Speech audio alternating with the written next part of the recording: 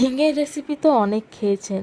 অনেক রকমভাবে ঝিঙের রেসিপি হয়, ঝিঙে পোস্ত হয়, ঝিঙের তরকারি হয়, অনেক রকমভাবে ঝিঙে খেয়েছেন আপনারা।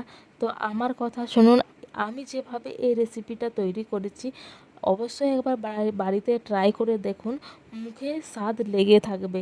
এই এক পদেই এক থালা ভাত নিমেষে খাওয়া হয়ে যাবে, অন্য কোনো তরকারির প্রয়োজন হবে না।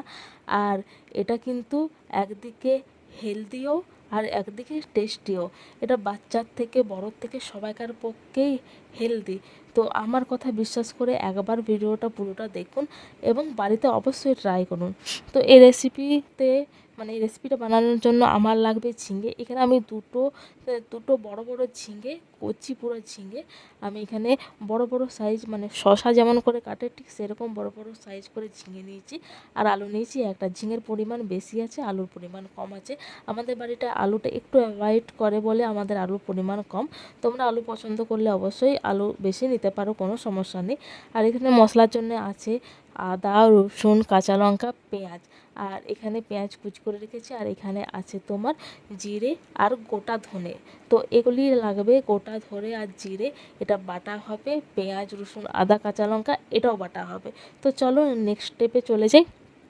তো আর এই রেসিপিটা বানানোর মূল যেটা আরেকটা উপকরণ যেটা স্বাদ দ্বিগুণ করে, এটা হচ্ছে শামুক। আমাদের এই দিকের ভাষায় এটাকে শামুক বলে। অনেক এলাকাতে এটাকে গেরিও বলে। তো যে যেরকমভাবে চেনো সেটাই বলছি। তো আমাদের দিকে শামুক বলে বলে শামুকই বলছি। তো শামুকগুলোকে ভালো করে ধুয়ে পরিষ্কার করে ভেজে নিয়েছি। তারপর এবার রান্নার প্রসেসে চলে যাই। প্রথমে তেল নিয়েছি পরিমাণ মতো। তোমরা যে যেমন তেল পছন্দ করো, অনেকে তেল বেশি পছন্দ করে না, যেমন আমাদের বাড়িতে তেল অতটা পছন্দ করে না। তো তেল নেব, তারপরে গোটা জিরে আর শুকনো লঙ্কা, তারপরে যে পেঁয়াজ কুচি করে কেটে রেখেছিলাম সেটা দিয়ে দেবো। ভালো করে একটু লাল লাল করে ভাজা হয়ে গেলে এখানে পেঁয়াজ, রসুন, আদা, কাঁচা লঙ্কা যে বাটাটা ছিল, তো সেই বাটাটা দিয়ে খানিকক্ষণ ভালোভাবে কষিয়ে নেব। তো কিছুক্ষণ নাড়াচাড়া করব ভাজা ভাজা যাতে মশলাটা হয়ে যায়।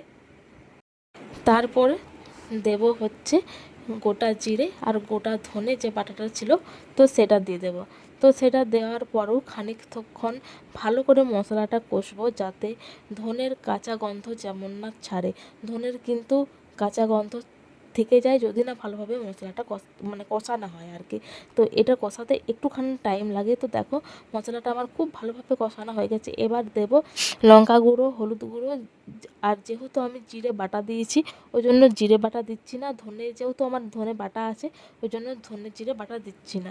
তো গুঁড়োর থেকে কাঁচা ধনে আর গোটা জিরে বাটার এর টেস্টটা বেশি হয় আর খেতেও খুব ভালো লাগে। এরপর কেটে রাখা আলু আর ঝিঙে আমি দিয়ে দেবো। তো এটাও খুব ভালোভাবে ঝিঙে আর আলু ভালো করে ভেজে নেব। এখনই আমি লবণ দেব না। এখনই লবণ দিলে ঝিঙের থেকে জল বেরিয়ে যাবে, অথচ ঝিঙেটা ভালো করে ভাজা হবে না। একটুখানি ঝিঙেটা ভাজা হোক, তারপরে আমি তোমার নুন দেবো। তো দেখো ঝিঙেটা আমার ভাজা হয়ে গেছে। আর দেখো নরমও হয়ে গেছে আর কি।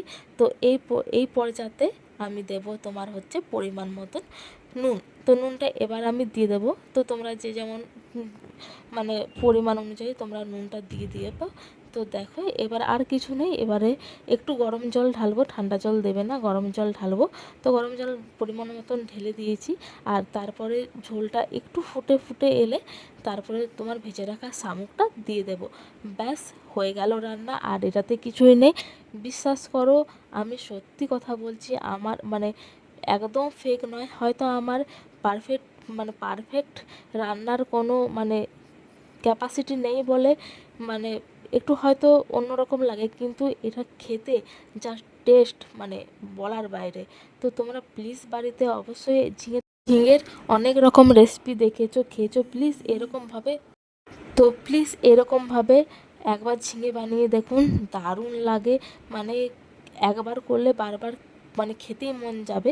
তো যাই হোক, ভিডিওটা এখানে এন্ড করছি। ভিডিওটা ভালো লাগলে অবশ্যই লাইক, কমেন্ট, শেয়ার, সাবস্ক্রাইব করে পাশে